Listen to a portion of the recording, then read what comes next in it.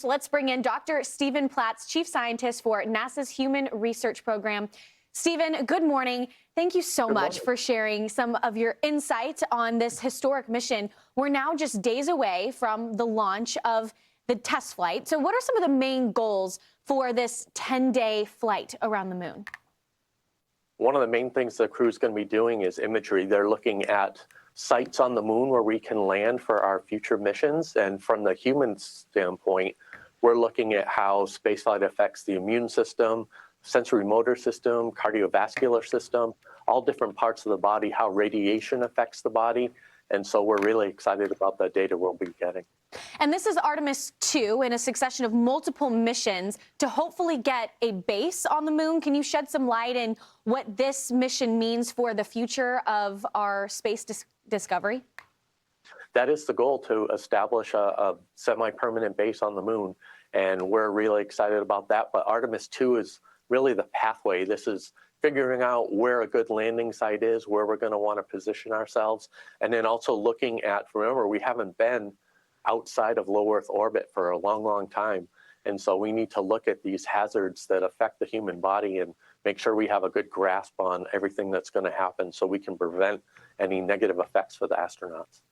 I mean, it's so hard to even imagine everything that the body goes through, being launched into space at such a dramatic speed, and then to be spending long durations of time under zero gravity.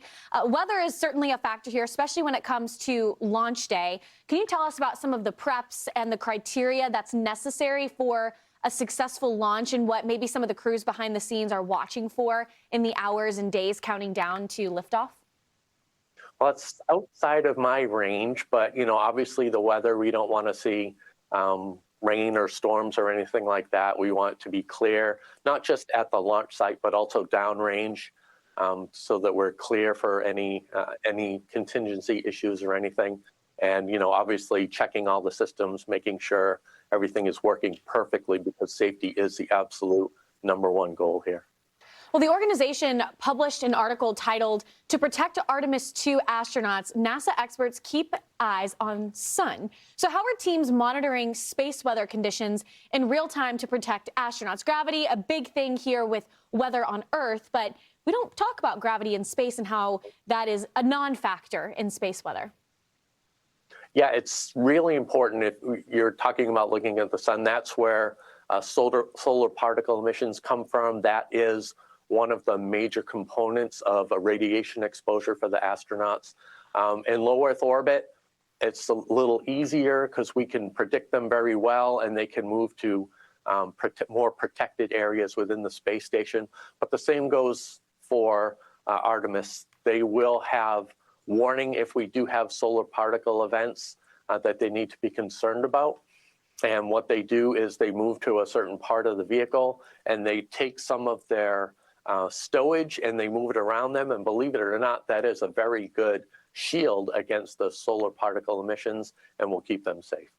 And for the newer and younger generation, we haven't seen anything like this in our lifetime. What does this mean for people watching this? Do you think it could inspire a new generation of engineers, potentially hopeful astronauts? And how is the team feeling emotionally, physically, gearing up for this historic event? Everyone is just so excited. I can't even tell you. Everyone at NASA is bouncing off the walls. This is the culmination of most of our careers, right? This is what we've been looking forward to, is getting back to the moon. And you're absolutely right. We're hoping that this is going to inspire the next generation of engineers, scientists, astronauts. But that's not it. Just people in the trades need to be involved with spaceflight. We need people to weld. We need people to do electrical work.